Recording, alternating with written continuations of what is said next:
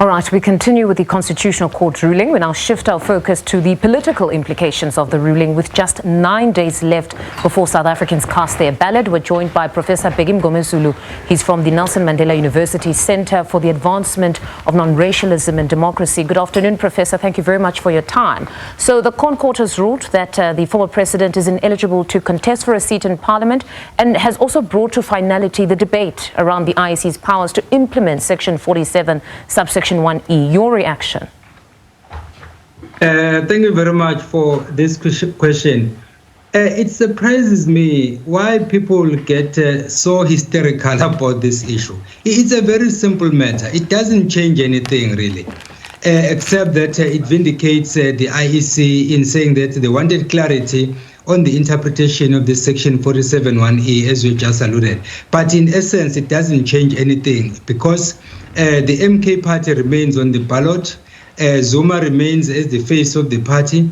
The only time when this decision kicks in is after the election, in the event that the MK party has done well and then goes to Parliament, then Zuma will not go there. There's the only change, which then, of course, in my view, should be an immaterial issue. We should not cause people to get so hysterical and then get frustrated. They would just vote the way they would have voted anyway. So for me, it's not a problem at all.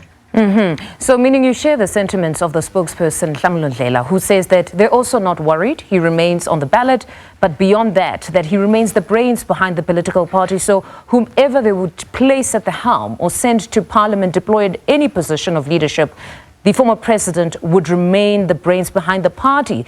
But then comes the conversation around two centers of power. We've seen this play out in the African National Congress. It becomes a difficult concept to handle, where you have essentially two bulls in one kraal. So do you believe that they would fare a bit better in managing these type of egos where you've got one leader in government and one in the party?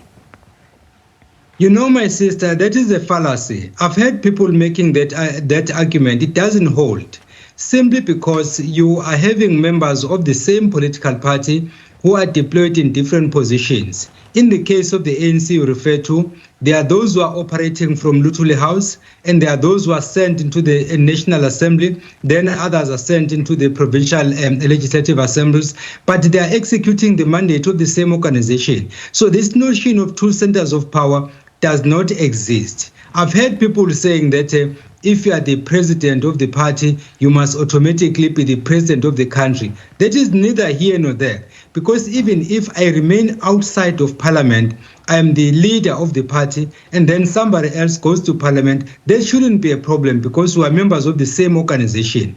It's only people who don't understand why we have a policy conference before an elective conference. It's simple. You have a policy conference so that you agree on the policies to be implemented. Whether they send Bongi or whether they send Bheki to the National Assembly just doesn't matter. I can operate from Lutuli House and do the job for the ANC. You can operate from Parliament, you do the job for the ANC. The same will apply to the MK party. So it shouldn't be an issue at all. It's quite interesting because the former president coined the phrase, the ANC of Ramaphosa, suggesting that a party takes the character of its leader at the time, or perhaps one that gets to go to government. So it's quite interesting if you say that there is no such. Even with him, perhaps he was mischievous. You know, the culture of the ANC has changed, but not that the ANC has changed, but people in the ANC have changed.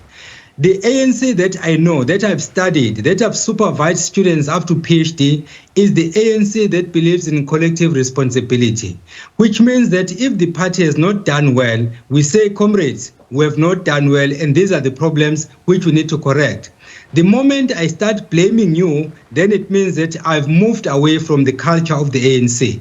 So this notion of associating a party with an individual comes from that. I remember that the current president, when he assumed office, he talked about the 9 wasted years. I'm one of the people who asked the question, where were you? Were you not the deputy president of the party? Were you not the deputy president of the country? If you are the deputy president of the country, were you not the leader of government business? in which case then this accusation is unwarranted. So then if it was corrected at that time, we wouldn't be where we are right now. So in other words, this thing of associating a party with a person leading the party at the time is a new culture that is evolving, and it's not a good culture at all. Professor, thank you very much for your insights this afternoon. That's Professor Bheki Mngomezulu. He's from the Nelson Mandela University Center for the Advancement of Non-Racialism and Democracy.